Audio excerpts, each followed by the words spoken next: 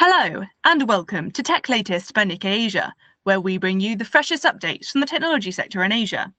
Every episode, some of our reporters will be filling us in on the tech news on their radar, from semiconductors in China, to space travel in Japan, to startups in Indonesia. From Nikkei Asia's Tokyo headquarters, I'm Alice French. In this episode, I'm catching up with our correspondents in London and Paris, Rhyannon Bartlett-Imadegawa and Mailys Pene-Lassus, to find out how Europe's car makers are responding to China's dominance in the electric vehicle sector.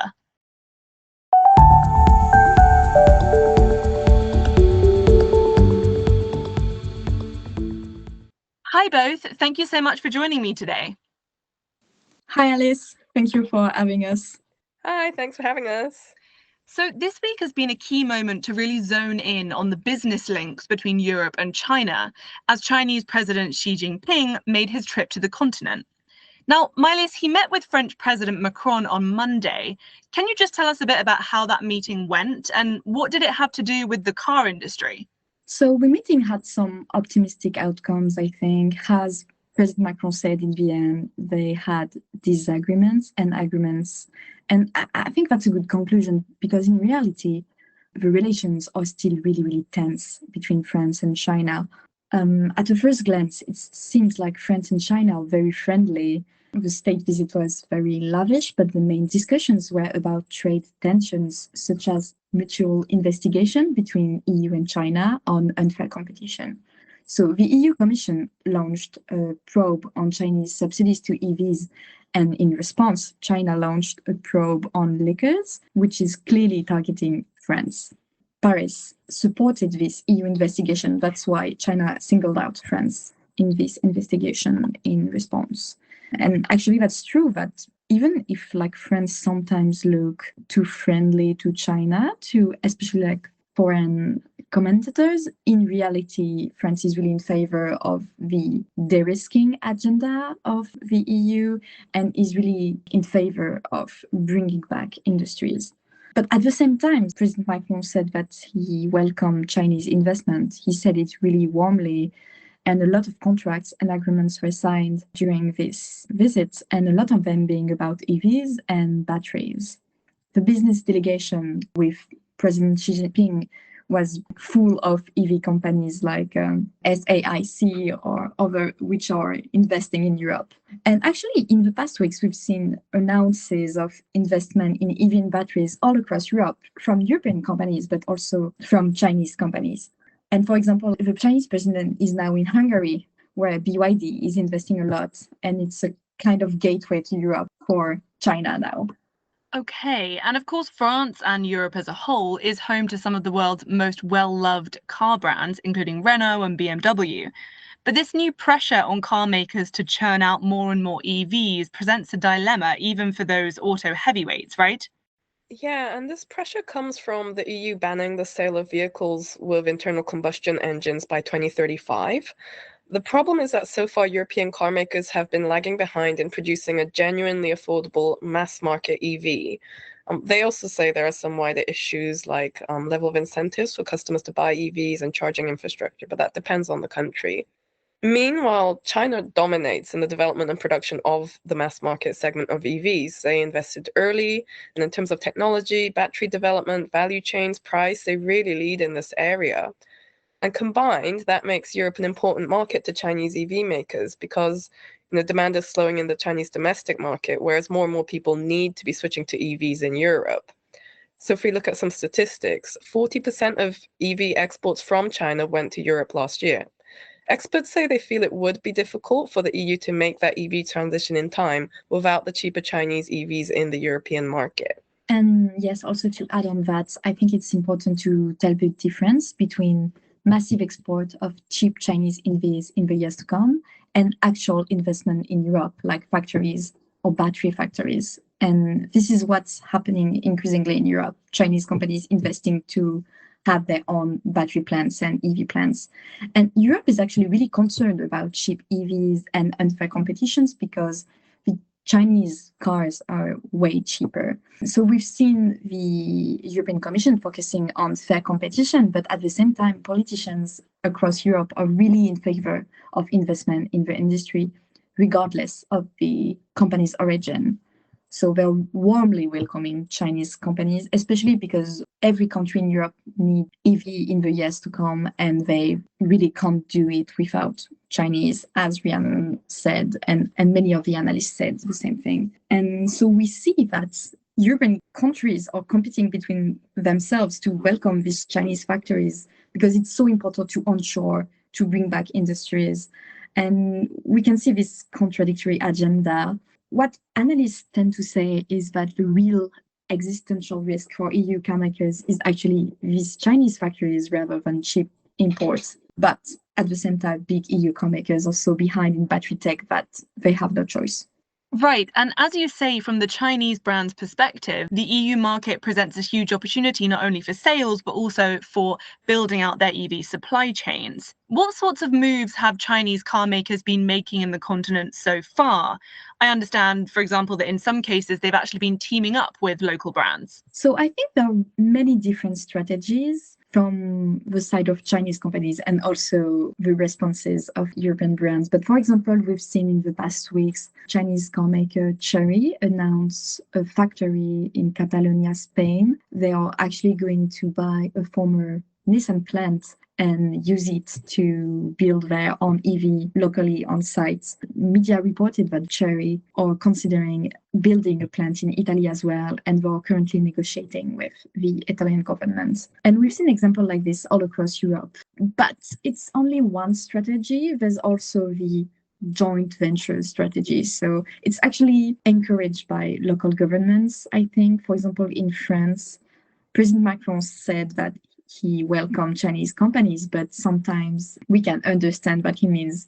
I encourage joint ventures. I encourage Chinese companies to team up with European brands because it would be a bit better for French car makers, for example. And so last month in April, we've heard about Renault teaming up with Volvo, which is a European car maker, but it's now part of China's Geely. And they're going to build utility electric vans in France in what is supposed to be an electric manufacturing hub in Dunkirk, which is really encouraged by the French government. And they're going to use an existing historic plant of Renault to build EVs, utility EVs for many different brands. So Volvo, Renault, and others. So it's a really interesting thing to see how all these different car makers have intertwined interest and are at the same time collaborating and having their own back. So it's really interesting. On the opposite side, we see European car makers trying to put their eggs in different baskets. So Renault, for example, is teaming up with Volvo, which is Geely, but also with different Chinese car makers in different joint ventures. But they are also investing in French startups to develop batteries. So we see a lot of different strategies. And especially, I think European car makers want to take back control of their supply chain. Like, for example, having their own capacity to build batteries or have partners making their batteries. And it can go up to even sourcing critical resources. So that's the kind of different approach we see in car makers.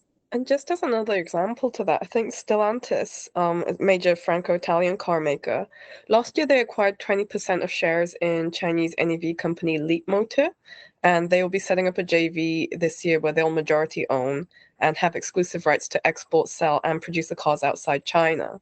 And they specifically said, you know, they can benefit from Leapmotor's competitiveness in China and abroad. So it's quite interesting that they're trying to like kind of absorb and benefit from, you know, these Chinese EV makers too. Germany is quite an interesting case as well because their car makers tend to be in the more high-end segment and also more perhaps invested in the Chinese market. They're one of the earliest entrants and they have a lot of market share there. And analysts say they probably don't want to rock the boat too much with Beijing, for example, if the EU were to introduce new tariffs. And we spoke to a few car parts makers, and they said they're very happy to grow with the Chinese car makers. You know, companies like Continental and ZF both said they see potential. Right. So this sort of competition versus collaboration will be very interesting to see play out. And it's definitely clear that Chinese EVs are going to play a big role in Europe's green transition either way. But realistically, having both reported on this topic for months now, how much of a threat do you think Chinese makers will actually be to European car manufacturers? Should they be panicking yet, or can they hold their own? Mailys, what do you think? It's hard to tell, but it's definitely a really, really significant threat for EU car makers. And at the same time, I think it's not a lost battle. I talked to a French economist who told me that it's a really, really tough game to enter the European market. And it has been difficult in the past for US car makers and then Japanese and then South Korean, and they managed to enter the European market in the end. But it's not that easy. So really, really cheap prices are an asset for Chinese. It's like it cannot be denied, but it will only work maybe if Chinese car makers learn how to talk to European consumers. And so the same economist told me that the real threat would be like, for example, BYD, which is thinking about developing R&D and designing centers in Europe. And he said, the same analyst, that in the past, it's what worked for non-European car makers, building factories on site, designing cars, especially for Europeans, because it's really, really different to sell Asian cars and European cars. And he said people don't have the same roads, the same lives. So it's not only about cheap cars. And at the same time, I think some car makers should start panicking just a little. For example, historically, French brands and some Italian brands as well were designing cheap, popular cars instead of focusing on, for example, SUVs, as we've seen in the past years. So all these historically affordable European brands have been trying to do German cars and fail because it's difficult. And now the market has a lot of space for cheap cars. And that's where the risk is, I believe, because Chinese cars are so cheap and they are technically more advanced in EVs.